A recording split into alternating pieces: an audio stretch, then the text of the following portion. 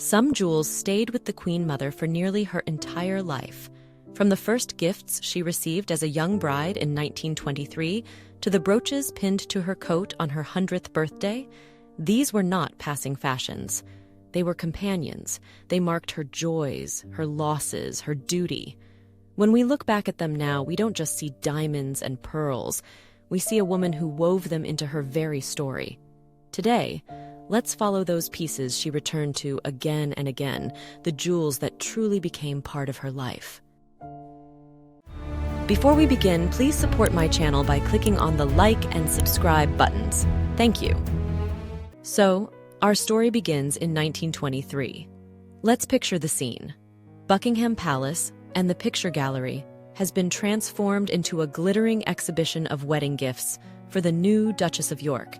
It must have been an incredible, almost overwhelming sight for the young Elizabeth Bowes-Lyon. But among all that treasure, two pieces in particular really stand out as they laid the foundation for her personal collection. First, there was a truly magnificent gift from her new mother-in-law, the formidable Queen Mary. Queen Mary was a serious connoisseur of royal jewels, and her gift was suitably grand, a whole suite of sapphire and diamond jewelry, which included a fringe necklace, a ring, a bracelet, two smaller brooches, and this very substantial corsage brooch at its center. When you look at it closely, it has a very classic, almost formal feel. And it's interesting to note that while the Art Deco style was taking hold in the 1920s with its clean lines and lighter forms, this brooch felt more like a grand, traditional statement. And if you look through photos of the Duchess in those early years, you don't really see her wearing it for the fashionable evening parties. She does wear it later, for a Red Cross gala in 1933, for example, but it wasn't one of her go-to pieces at first. It makes you wonder what a young woman saw in this rather grand jewel. Whatever it was, she clearly valued it, because she kept it close. And as the years went on, and her life changed in ways she could never have imagined, this brooch became one of her most trusted companions. She wore it for a notable series of portraits with the king in 1951, and for that final, poignant Trooping the Color ceremony of her husband's reign. Decades later, as a beloved Queen Mother, she chose it again for the christening of her great-grandson, Prince William, in 1982. From her years as a young queen to her 90s as a great-grandmother, this sapphire brooch was there for some of the most significant moments, both public and personal. It truly found its place in her story. But there was another gift that didn't have to wait at all. This one was from her husband, the Duke of York, and it was the Duchess of Teck's flower brooch. It's this wonderfully delicate floral spray with a whole cascade of diamond pendants that must have caught the light so beautifully with every movement. It had a lovely history, too. It's believed to have once belonged to Queen Mary's mother, Princess Mary Adelaide, Duchess of Teck. After her death, it passed to her son, Prince Adolphus, but somehow Queen Mary had acquired it by the early 1920s. She had a real talent for bringing family heirlooms back into the main royal collection. And this jewel was different. It felt instantly charming and personal, didn't it? You can see why it became an early favorite. She started wearing it almost immediately. In her earliest official portraits as the Duchess of York, long before she was ever queen, this flower brooch is there, often paired with her famous lotus flower tiara. It was the perfect, soft, sparkling touch for her silk and chiffon gowns. While the grand sapphire brooch was perhaps a jewel for the public institution she had joined, this flower seemed to be just for her. But you know what's truly fascinating? By the end of the 40s, Elizabeth had come into possession of far more spectacular treasures. So spectacular, in fact, that they would completely transform her style. In 1942, a black trunk with the initials MG came into her possession, and what was inside that trunk? Well, that is another story entirely. So, the world plunges into war, and suddenly the role of a queen and her jewels changes entirely. Grand tiaras are packed away for safety, and for many, any display of luxury felt inappropriate. But Queen Elizabeth had a very different philosophy. She famously said that if ordinary people were coming to see her at Buckingham Palace, they would wear their very best clothes as a sign of respect. And so she felt it was her duty to offer them the same courtesy, to appear in her finest as a sign of respect for them. It wasn't about vanity. It was about dignity, morale, and the symbolic power of the monarchy to provide a sense of continuity and hope. And so, all through the war, she continued to wear her beautiful jewels, understanding that sometimes a little bit of sparkle can lift the spirits in the darkest of times. And it was during these very years that her personal collection grew in the most unexpected way, with that black trunk we mentioned earlier. For decades, jewelry lovers and historians alike believed that a particularly lovely pair of ruby and diamond flower clips were part of that famous Greville inheritance. They seemed to fit perfectly with the quality and style of the other Greville pieces, and for over 70 years, no one questioned it. But then, in 2015, everything we thought we knew about these brooches was turned upside down. A royal jewelry historian was granted access to the Cartier archives and uncovered a completely different story. The clips weren't from the Greville bequest at all. They were actually commissioned by Queen Elizabeth herself in November of 1943, using her own loose diamonds and rubies. Imagine that, in the middle of wartime austerity, she worked with Cartier's top designer in London to create something beautiful from her existing collection. The design was so clever. 2 mirrored clips, each with twin blossoms, one centered with a ruby, the other with a diamond, framed by these elegant curved leaves. The choice of rubies in wartime feels particularly poignant, doesn't it? Throughout history, they've been seen as symbols of courage, passion, and protection, qualities that must have resonated so deeply in Britain's darkest hour. For a queen who saw herself as a beacon of hope, commissioning ruby jewels could have been a very personal statement of strength and resilience. It's important to say, though, that we don't actually know if she wore them publicly during the war itself. The earliest photos we have of her wearing the clips are from 1947, during the South Africa tour, but from that point on, they became a cherished part of her collection. And just a year after she commissioned the ruby clips, another jewel of great sentiment came into her life. In 1944, a woman named Winifred Hope Thompson left her this exquisite scallop shell brooch. It was made in 1919 and designed in part by her brother, Sir Courtauld Thompson. It's this beautiful diamond shell with a single pearl at its heart and 5 diamond tassels that hang like drops of water. The brooch was left to the Queen as a mark of respect and profound admiration, with the wish that it be passed down from queen to queen. And that's exactly what happened. Queen Elizabeth wore it for the rest of her life, most movingly, for her 100th birthday celebrations. It was then inherited by her daughter, Queen Elizabeth II, who wore it often, and today we see it on Queen Camilla. Don't you just love a piece with that kind of history? A jewel that has lived through so much and continues to be worn and loved by generations. Do you have a piece of jewelry like that in your own family? Something that has been passed down and carries so many stories with it? All right, so let's open that black trunk with the MG initials. The story behind it is just as fascinating as the jewels themselves. Dame Margaret Greville was an incredibly wealthy society hostess and a close friend of the King and Queen. When she passed away in 1942, she left the bulk of her magnificent jewelry collection to Queen Elizabeth. And we're not talking about just a few nice pieces. This was a treasure trove of museum-quality jewels that instantly transformed the Queen's collection and would come to define her grand public style for the next 60 years.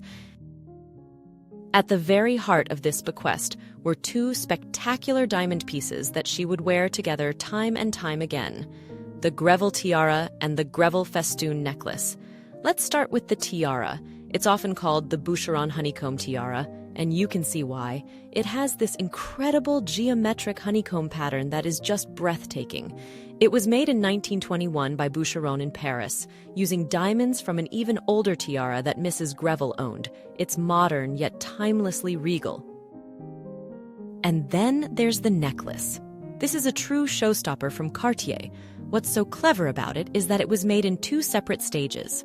First, in 1929, Mrs. Greville had Cartier create the two longer diamond strands. Then, in 1938, she went back and had them add three shorter strands that nest perfectly inside the first two. This versatility was pure genius. It meant the necklace could be worn as a spectacular 5-row cascade of diamonds for the grand estate banquets, or, as the Queen Mother often preferred in her later years, as a more understated but still incredibly glamorous 3-row version. Why did she return to this particular pairing for decades? I think it's because they were the perfect balance of grandeur and personal style. They were imposing enough for a queen, but the Art Deco design felt sophisticated and modern, not stuffy. They became her signature look for state occasions, and when she wore them, you knew it was a truly important event. And of course, you couldn't have a grand tiara and necklace like that without the perfect earrings. The Greville bequest also included this absolutely stunning pair of diamond peardrop earrings made by Cartier in 1938. Each one features an enormous pear-shaped diamond of over 20 carats. Just think about that.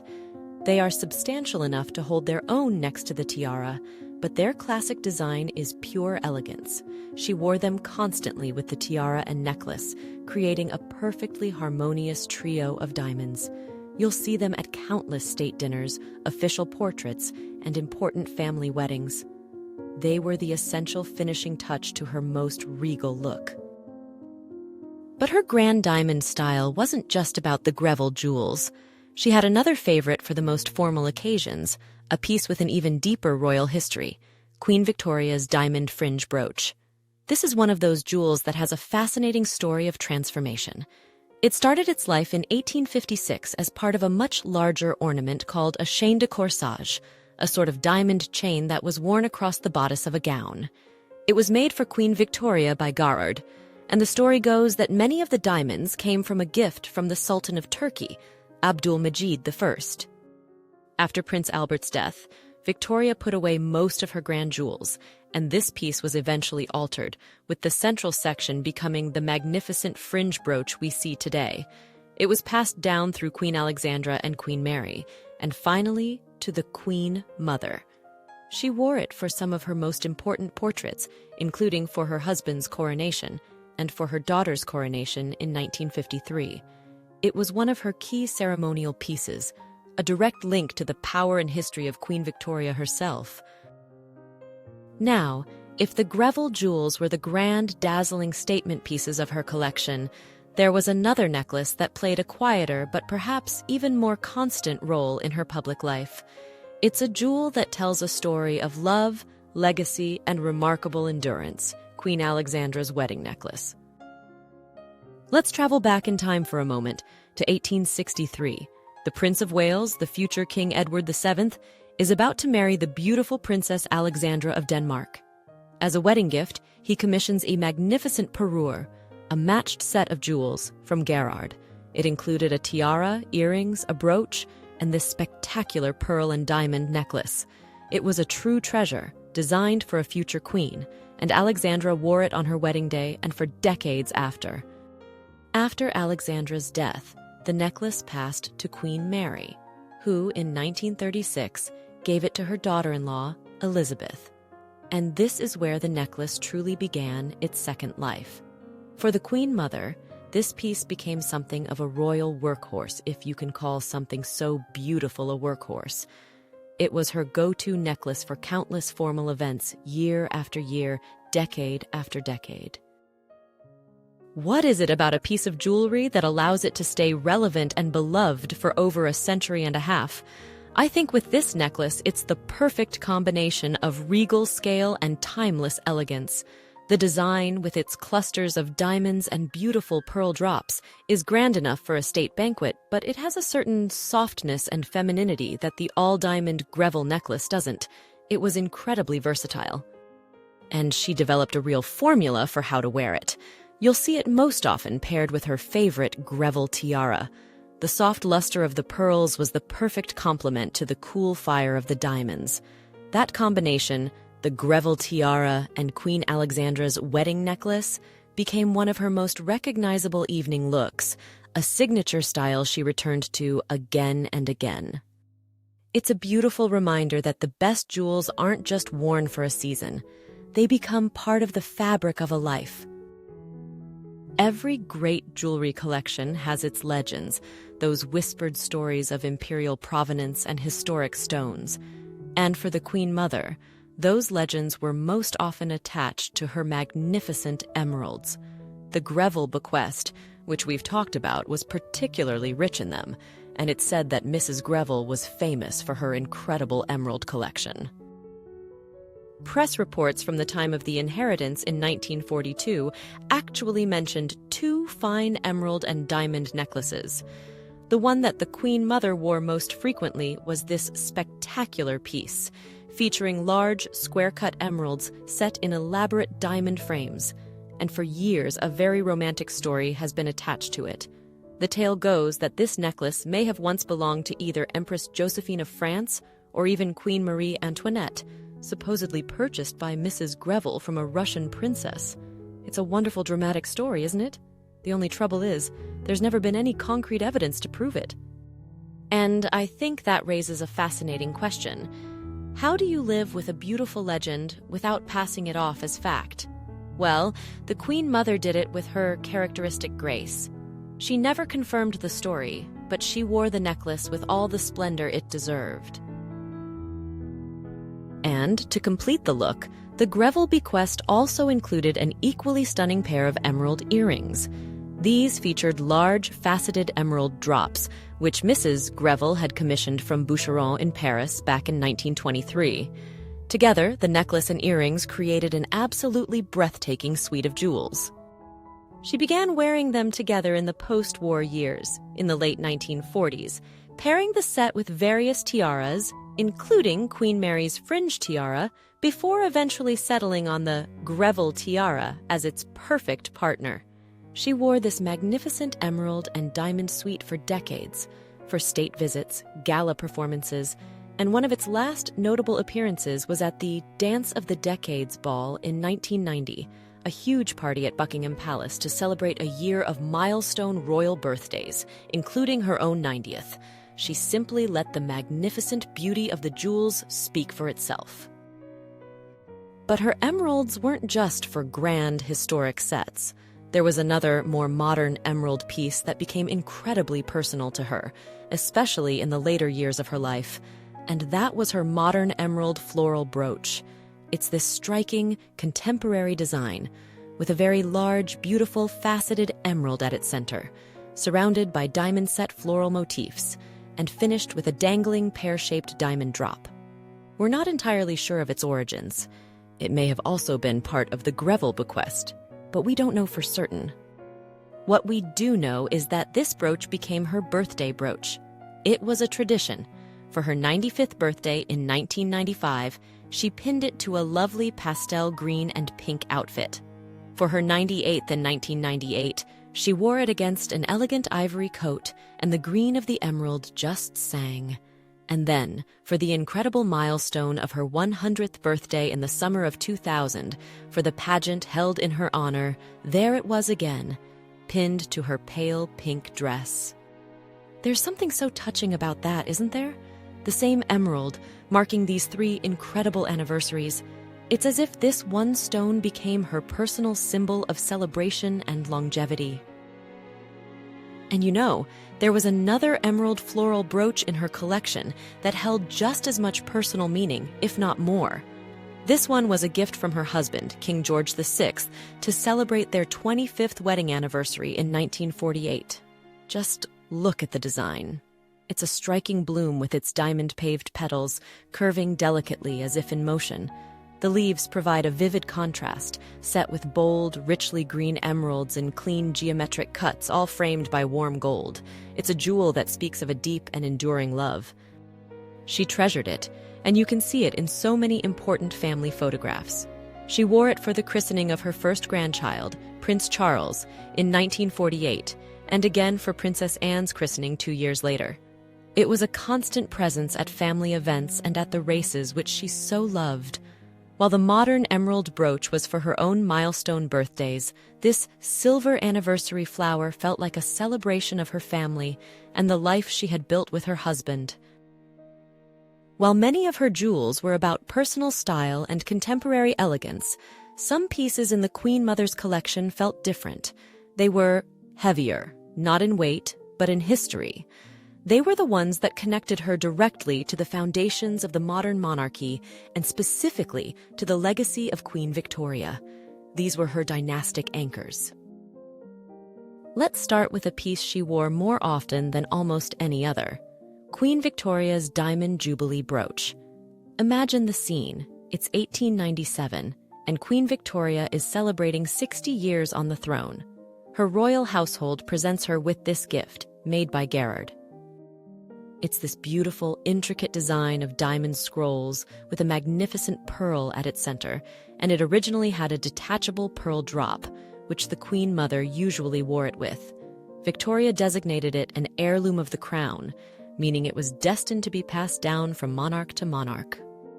And when it came to Queen Elizabeth, it became an absolute favorite. It was there for some of the most pivotal moments of her family's story, most notably pinned to her dress at the wedding of her daughter, the future Queen Elizabeth II, in 1947. And for decades, it was a constant, reassuring presence at countless events, from races and garden parties to her own 99th and 101st birthday celebrations.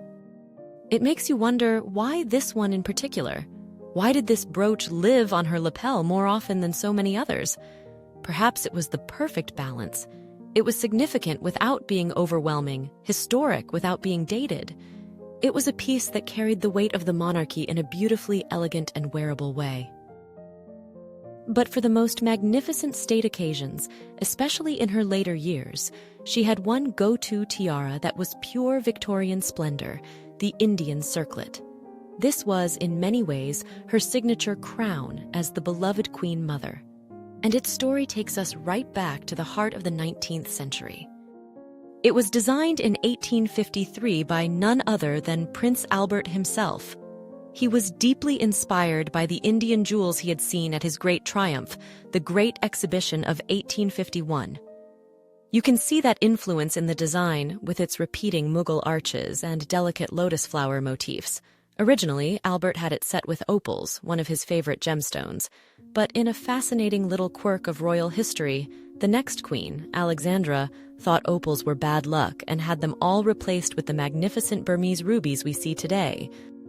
The Queen Mother truly made this tiara her own. While it had been altered by Alexandra, it was rarely, if ever, seen on her or Queen Mary. It was Elizabeth who brought it out of the vaults and placed it at the center of her grand evening wardrobe. Time and time again, for state banquets and official portraits, she would appear in this magnificent circlet. When she wore it, she wasn't just the Queen Mother. She was a direct link to the vision of Victoria and Albert, a living embodiment of the history and endurance of the crown. So, as we look back on this incredible journey through her jewelry box, what becomes truly striking is not the sheer number of pieces she owned, but her profound loyalty to a chosen few. While some jewels came and went, worn for a time and then quietly retired, there was a core collection that remained with her, decade after decade. The Greville tiara, Queen Alexandra's necklace, her beloved Jubilee brooch, and that very first sapphire corsage from Queen Mary. These weren't just passing favorites, they were her constants. It was this remarkable consistency, this return to the same trusted companions, that truly defined her style. She developed her own personal formulas that we saw time and again.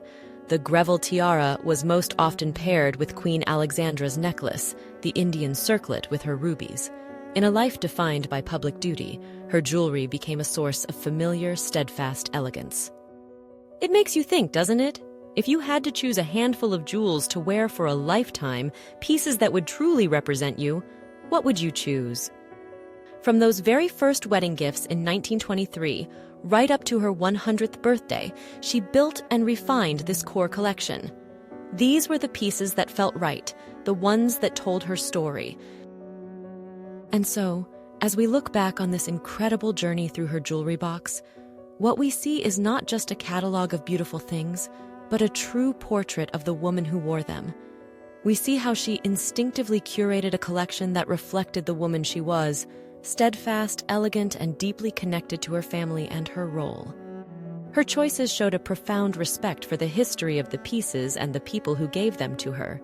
She understood which jewels, like the grand Greville suite, were right for the biggest state occasions, and which, like the silver anniversary brooch from her husband, were for moments of personal family celebration. These weren't just jewels, they were companions on her extraordinary journey.